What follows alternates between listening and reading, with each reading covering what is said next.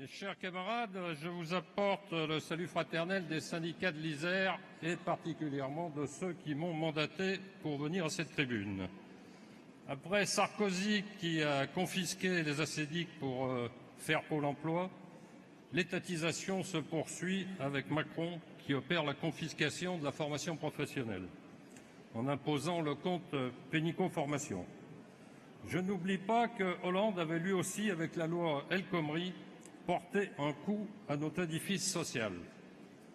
Depuis Rocard, sa CSG que nous avons combattue et son livre blanc sur les retraites, ce sont toujours les mêmes stratégies de ses gouvernants.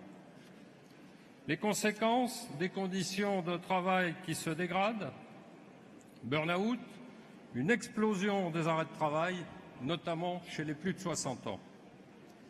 Les statuts qui sont menacés, les conventions collectives qui sont malmenées, les branches qui sont sommées de converger à 200 puis à 100 à terme. Mes chers camarades, comme vous, j'ai entendu ce matin le président Macron indiquer qu'il allait continuer à réformer à toute vitesse, qu'il est déterminé. Alors nous aussi, mais pas pour le même objectif. Mais n'oublions pas qu'il y a un an, il a liquidé les partis et obtenu une majorité pour voter ces textes de régression sociale, notamment les ordonnances. Mes chers camarades, un seul objectif doit nous animer. Il faudra les faire reculer. Il ne nous liquidera pas. Alors comment faire? C'est ce que nous devons définir à l'occasion de ce congrès. Le 22 mai, la fonction publique sera dans l'action. D'ici là, d'autres pourraient entrer dans l'action. Mais ne perdons pas de vue que le conflit à la SNCF et suivant son évolution, nous éclairera sur la volonté des uns et des autres d'en découdre réellement. Si l'histoire ne se répète pas, elle bégaye parfois. Mes chers camarades, nous sommes à un moment charnière pour notre organisation. 70 ans après sa création, Robert Bottreau l'avait dit au cours de son exposé, nous continuons la CGT. Notre CGT Force ouvrière, FO issu des amis de Force ouvrière, peut se targuer d'avoir eu à sa tête des secrétaires généraux qui auront marqué l'histoire.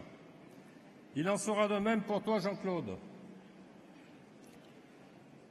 L'histoire fera son œuvre et elle appréciera. J'apporterai pour ma part un élément d'appréciation, mes camarades. Après ce qui s'est passé l'été passé, il y a eu des élections dans un certain nombre de secteurs, et notamment dans mon département, dans un magasin Carrefour qui n'est pas loin de l'Union départementale, et les camarades ont eu 4 sièges sur 5. Ça veut bien dire que quand on se bat sur le terrain, on peut y arriver. Mes camarades, je voterai le rapport moral et de trésorerie présenté par le Bureau confédéral.